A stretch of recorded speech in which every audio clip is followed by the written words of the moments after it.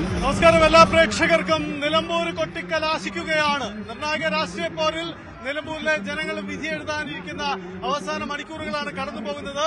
ഇനി ഏകദേശം 2.5 മണിക്കൂറുകൾ മാത്രം. അതിനുള്ളിൽ പരസ്യ പ്രചരണം പൂർണ്ണമായും നിലമ്പൂരിൽ അവസാനിക്കുമെന്നതാണ് ഇവിടുത്തെ രാഷ്ട്രീയ ചിത്രം. എല്ലാവരും കാത്തിരിക്കുകയാണ് നിലമ്പൂരിന്റെ രാഷ്ട്രീയ വിധിക്കായി. എന്താണ് ജനങ്ങൾ പറയാൻ പോകുന്നത്? ഈ ജനവിധിയിൽ നിർണായകമാവുന്ന ഘടകങ്ങൾ ഏതൊക്കെയെന്ന പ്രധാനപ്പെട്ട കാര്യമുണ്ട്. അവസാന മണിക്കൂറിലും നിലമ്പൂരിൽ നിന്നും ഉയർന്ന രാഷ്ട്രീയം അത് വിവാദത്തിന്റേതാണ്, വികസനത്തിന്റേതാണ്. അങ്ങനെ വ്യത്യസ്തമായ രാഷ്ട്രീയ പോരിലേക്ക് കൂടി അതിന്ന് കടന്നുപോയിട്ടുണ്ട് എന്നതാണ് സാഹചര്യം. അരുണ, ഇന്ന് നമ്മൾ പ്രതീക്ഷിക്കാത്ത ഒരു രാഷ്ട്രീയം ഈ അവസാന ദിവസം ഉണ്ടായിട്ടുണ്ടോ? ഈ ആൾക്കാരുടെ നീക്കത്തിൽ നിന്ന് അത്തരം സൂചനകളുണ്ടോ?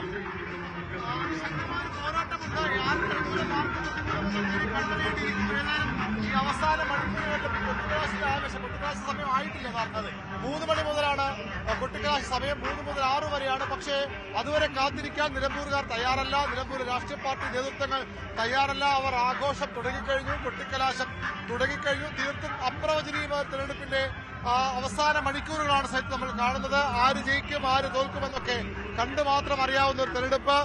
3 മുന്നണികളും അല്ലെങ്കിൽ 2 മുന്നണികളും വലിയ ആത്മവിശ്വാസമാണ്. പ്രത്യേകിച്ച് UDF 15,000-ൽ പരം വോട്ടിന്റെ ഭൂരിപക്ഷം പറയുന്നു. ഇടതുമുന്നണി കംഫർട്ടബിൾ മെജോറിറ്റി എന്നാണ് അവസാന മണിക്കൂറുകളിൽ പറയുന്നത്. ഒരു കൃത്യമായ ഭൂരിപക്ഷം പറയാൻ അവർ തയ്യാറായിട്ടില്ല. പക്ഷേ മികച്ച വിജയമുണ്ടാകുമെന്ന് CPM-ന്റെ പൊളിറ്റ് അംഗം A. വിജയൻ അടക്കമുള്ളവർ പറയുന്നു. PV അൻവറും ആരെയോ തോൽപ്പിക്കാൻ വന്ന ഒരാൾ അപ്പുറത്തേക്ക് ജയിക്കാൻ തന്നെ വന്ന ഒരാളായുള്ള പ്രതീതി ഈ അവസാന മണിക്കൂറുകൾ സൃഷ്ടിക്കുന്നുണ്ട്. ജയിച്ചിരിക്കുമെന്നൊരു ആത്മവിശ്വാസം അൻവറിന്റെ വാക്കുകളിലും. അതുകൊണ്ട് തന്നെ എങ്ങോട്ടേക്കാണ് നിലമ്പൂരിന്റെ കാറ്റ് വീശാൻ പോകുന്നതെന്ന് ഈ ഘട്ടത്തിൽ പറയാൻ കഴിയാത്ത ഒരവസ്ഥയിലേക്കാണ് കാര്യങ്ങൾ എത്തുന്നത്. സജിത്ത്, യെസ്, അതാണ് സാഹചര്യം. എന്തായാലും ഇന്നത്തെ ദിവസം ആരംഭിച്ചപ്പോൾ മുതൽ തന്നെ മുന്നണികളുടെ അവകാശവാദങ്ങൾ നമ്മൾ പലകുറി കേട്ടതാണ്. UDF 15,000-ൽ പരം വോട്ടുകളുടെ ഭൂരിപക്ഷം പ്രവചിക്കുന്നു. ഇടതുമുന്നണിയും ഇക്കാര്യത്തിൽ സർക്കാരിന്റെ വിലയിരുത്തലാകുമെന്ന വെല്ലുവിളി ഏറ്റെടുത്തുകൊണ്ട് തങ്ങൾ വിജയിക്കും എന്ന വാദം ഇടതുമുന്നണിയും ഉറപ്പിച്ചു കഴിഞ്ഞു. PV അൻവർ അല്പസമയം മുമ്പ് മാധ്യമങ്ങളെ കണ്ടപ്പോൾ പിണറായി സത്തിനെതിരായ ജനവിധി എന്ന വാദം ഇവിടെ അൻവർ വീണ്ടും ആവർത്തിക്കുകയും ചെയ്തിട്ടുണ്ട്. നമുക്ക് വേഗത്തിൽ മുന്നണികളുടെ ഈ പരസ്യ പ്രചരണം അവസാനിക്കുന്ന ഈ മണിക്കൂറുകളിലെ അവകാശവാദങ്ങൾ എന്തൊക്കെയാണെന്ന് വേഗത്തിൽ ഒന്ന് കേൾക്കാം. ഉജ്ജ്വലമായ വിജയം നേടണമെങ്കിൽ ഈ നിലമ്പൂരിൽ വലിയ ഭൂരിപക്ഷം UDF സ്ഥാനാർത്ഥിക്കുണ്ടാകണം. അപ്പൊ ഈ നിലമ്പൂരിലെ ഉപതെരഞ്ഞെടുപ്പിന് വേണ്ടി മാത്രമല്ല ഞങ്ങൾ നിലമ്പൂരിലെ ആളുകളോട് വോട്ട് ചോദിക്കുന്നത്, വോട്ടർമാരോട്. 2026-ലെ ഉജ്ജ്വലമായ വിജയത്തിലേക്കുള്ള തുടക്കം കുറിക്കേണ്ടത് ഈ നിലമ്പൂരിൽ നിന്നാണ്. ഇതൊരു രാഷ്ട്രീയ യുദ്ധമാണ്. UDF ഒറ്റക്കെട്ടായി ഈ തെരഞ്ഞെടുപ്പിനെ അഭിമുഖീകരിക്കാൻ കഴിയും എന്ന് മാത്രമല്ല, അതേ രീതിയിൽ കെട്ടുറപ്പുള്ള ഒരു ഭരണം. നിലമ്പൂരാണ് തെരഞ്ഞെടുപ്പ് എങ്കിലും ഇത് UDF വലിയ ഭൂരിപക്ഷത്തോടുകൂടി വിജയിച്ചാൽ അടുത്ത നിയമസഭാ തെരഞ്ഞെടുപ്പിൽ UDF തന്നെയാണ് അധികാരത്തിൽ വരിക എന്നുള്ളതിന്റെ ഏറ്റവും നല്ല ഒരു സാമ്പിളായിരിക്കും എന്നുള്ള കാര്യത്തിൽ സംശയമില്ല. വല്ലാത്ത അവശ്യ നിലയിലേക്ക് പോയി നമ്മുടെ UDF നേതാക്കന്മാർ തന്നെ വന്നവര്. അത് വേണുഗോപാൽ മുതൽ പ്രിയങ്കാ ഗാന്ധി വരെ. ഇടയ്ക്ക് സ്വാഭാവികമായിട്ടും നമ്മുടെ പ്രതിപക്ഷ നേതാവ്, KPCC അധ്യക്ഷൻ, UDF കൺവീനർ രമേശ് ചെന്നിത്തല പോലുള്ള നേതാക്കൾ, ഇവിടെയൊക്കെ എല്ലാവരും, ഒരുപാട് പേരുകളുണ്ട്. അവരെല്ലാം ഇവിടെ വന്നിട്ടില്ല. പക്ഷെ അവരെല്ലാം വിഷയങ്ങൾ സമൂഹമധ്യത്തിലേക്ക് കൊണ്ടുവരുന്നിടത്ത് അവരുടെ സ്ഥിരം പ്രയോഗമുണ്ട്.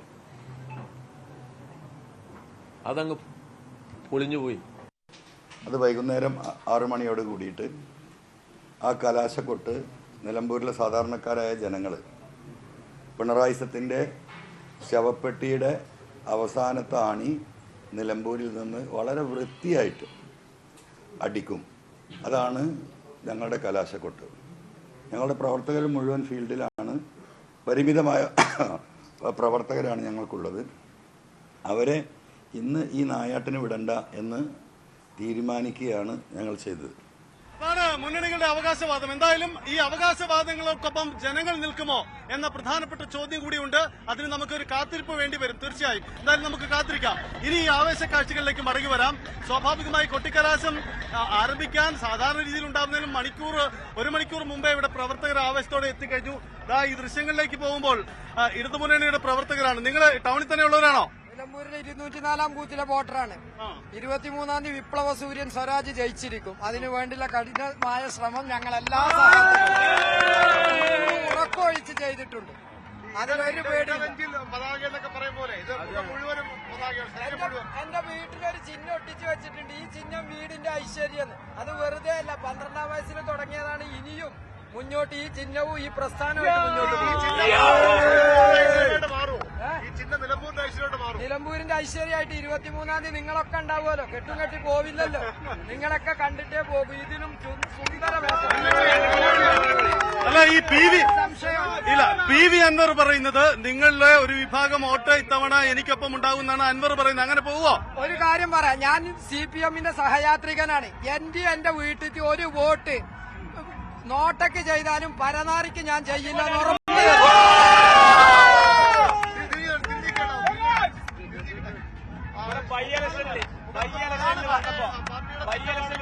ഏറ്റവും വലിയ നല്ല സ്ഥാനാർത്ഥി 140 മണ്ഡലങ്ങളിലും നോക്കിക്കഴിഞ്ഞാൽ ഇതുപോലത്തെ സ്ഥാനാർത്ഥി നിലമ്പൂരിന് ഇത് കിട്ടാനില്ല. അതുകൊണ്ട് നിലമ്പൂർ ജയിച്ചില്ലെങ്കിൽ നമുക്ക് അതിന്റെ ഭവിഷ്യത്ത് നമുക്കറിയാം. അതുകൊണ്ട് നിലമ്പൂർ നമുക്ക് എന്തായാലും വിജയിച്ചില്ലെങ്കിൽ നിലമ്പൂർ ഇതുപോലത്തെ ഒരു മണ്ഡലം ഇതുപോലത്തെ ഒരു സ്ഥാനാർത്ഥി 140 മണ്ഡലങ്ങളിൽ ഇനി കിട്ടാനില്ല. അതുകൊണ്ട് നിലമ്പൂരിൽ എന്തായാലും എം സ്വരാജ് ജയിച്ചിരിക്കണം. ജയിച്ചു കഴിഞ്ഞാൽ അതിന്റെ ഒരു നമ്മൾ ഈ 140 മണ്ഡലങ്ങളിലും അതിന്റെ ഒരു മണ്ഡലത്തിൽ കിട്ടും നിലമ്പൂരില്. അതുകൊണ്ട് എന്തായാലും എം സ്വരാജ് ഈ ഉപതെരഞ്ഞെടുപ്പ് എം സ്വരാജ്. അങ്ങനെ ഇടതു ക്യാമ്പ് വലിയ ആവേശമുണ്ട്. നമ്മൾ യാദൃശികമായി നിന്നത് ഇടതു ക്യാമ്പിന്റെ ക്യാമ്പയിന് സമീപത്താണ്. അതുകൊണ്ട് ഇവിടെ ഈ പ്രദേശത്ത് ഇടതുമുന്നണി പ്രവർത്തകർ തന്നെയുള്ളൂ. അത് താഴേക്ക് പോകുമ്പോൾ അതെ തൊട്ടപ്പുറം UDF BJPയുടെ പ്രചരണമുണ്ട്. BJPയുടെ കൊട്ടിക്കലാശത്തിനുള്ള നടപടികൾ പുരോഗമിക്കുന്നു. അവർ നേരത്തെ ഏതാണ്ട് ഒരു 1.5 മണിയോടുകൂടി തന്നെ BJP പ്രവർത്തകർ ഇവിടേക്ക് എത്തിയിരുന്നു. അവർ വലിയ രീതിയിൽ വാദ്യഘോഷങ്ങളോടുകൂടി വലിയ ശബ്ദ സന്നാഹങ്ങളോടുകൂടി ഇവിടെ കൊട്ടിക്കലാശ് തയ്യാറായി കഴിഞ്ഞു. അതിനുമപ്പുറത്ത് UDF ക്യാമ്പും UDFന്റെ കൊട്ടിക്കലാശത്തിനുള്ള ഒരുക്കങ്ങളും നടക്കുകയാണ്. ഇവിടെ മൂന്നായിട്ട് ഈ നിലമ്പൂർ പട്ടണത്തിന്റെ പ്രധാന കേന്ദ്രത്തെ നാലായി തിരിച്ചാണ് രാഷ്ട്രീയ പാർട്ടികൾക്ക് നൽകിയത്. അത് പി.വി. അൻവർ കൊട്ടിക്കലാശിൽ എത്തില്ല എന്ന് വ്യക്തമാക്കി കഴിഞ്ഞു. അതുകൊണ്ട് തന്നെ 3 പ്രധാനമായും ഇവിടെ കേന്ദ്രീകരിക്കേണ്ടത്. നമ്മളിപ്പോൾ ആദ്യം നിൽക്കുന്ന സ്ഥലം റെസ്റ്റ് ഹൌസിന് മുൻവശം ഇവിടെ CPM ഇടതുമുന്നണിയുടെ കേന്ദ്രമാണ്. തൊട്ടപ്പുറത്ത് മധ്യഭാഗത്ത് BJPയുടെ കൊട്ടിക്കലാശ വേദി. അതിനു പുറകിൽ ആശുപത്രി ജംഗ്ഷൻ സമീപമായിട്ട് UDFും കൊട്ടിക്കലാശ വലിയ ഒരുക്കങ്ങളാണ്. 3 പേരും ഈ കൊട്ടിക്കലാശ സമയത്ത് ഇഞ്ചോടിഞ്ച് മത്സരമാണ് കൊട്ടിക്കലാശ സമയത്ത്.